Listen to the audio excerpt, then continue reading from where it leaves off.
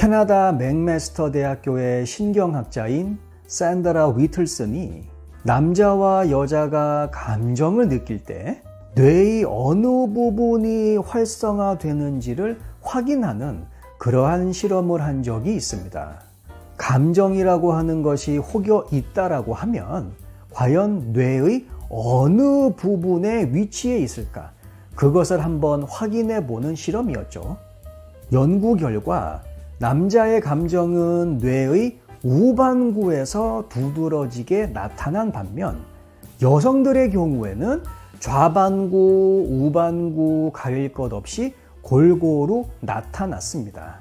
다시 말하면 남자는 어떤 감정을 느낄 때 이것을 뇌의 다른 부위와 분리할 수 있는 반면 여자는 어떤 감정을 느끼게 되면 뇌의 다양한 기능과 영역들이 이 감정과 함께 한다라는 것입니다. 그렇기 때문에 남자들이 여자들과 이성적인 대화를 이어나가는 상황이라고 하더라도 대화 중간에 감정이 개입할 만한 여지가 정말 요만큼이라도 있으면 여자들은 이 감정에 자기도 모르게 동요되는 것이죠. 이성과 감정을 나름대로 정확하게 분리해야 되지만 뇌가 그렇게 작동을 하지 않는 겁니다. 그래서 가끔씩 대화를 하다가 갑자기 울먹거리거나 표정이 어두워지거나 아니면 울기도 하는 거죠.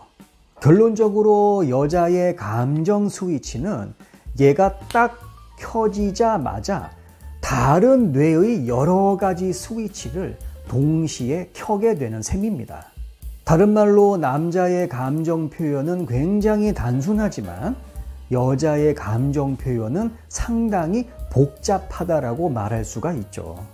여자들은 말, 표정, 그리고 다양한 제스처 이런 것들을 동원해서 자신의 감정을 표현하지만 남자들의 경우는 단순하게 소리를 막 지른다라든가 아니면 공격적인 모습을 보인다라든가 둘 중에 하나인 경우가 거의 대부분입니다. 몇몇 학자들은 이러한 남성들의 감정 표현을 보고 동물적 감정 표현이라고 부르죠. 그래서 남자들이 막 화를 내는데 여자들이 거기에 접근을 해가지고 뭔가 이성적인 대화를 한번 시도해보고 싶어. 정말 무모한 짓입니다. 불난데 부채질하는 셈이죠. 왜냐하면 남자가 막 자기 감정에 사로잡혀 있다. 이때는 사람이 아니라 동물이 된 겁니다. 말이 안 통할 거예요. 동물이 됐는데 대화는 사람하고 하셔야죠. 그리고 여자가 감정에 사로잡혀 있다. 조만간 울 가능성이 높습니다. 뭐 이유가 없습니다. 그냥 나오는 겁니다. 그냥. 뇌의 다른 영역까지 이 감정이라고 하는 놈이 막 들쑤시고 다니는 거예요. 그러다가 눈물샘을 자극하는 뇌의 영역의 스위치를 빡 켰다. 그러면 울 상황도 아닌데 눈물이 주룩주룩 흐르는 겁니다. 그러면 이런 여성들의 모습을 보고 거의 대부분의 남성들은 무슨 말만 하면 왜 이렇게 울어대냐. 이래가지고 무슨 대화냐. 심심하면 운다. 우는 게 취미생활이다. 우는 게 일이다. 이런 핀잔을 그냥 막 하는 겁니다. 똑같은 감정이지만 이렇게 남자와 여자가 상당히 다릅니다.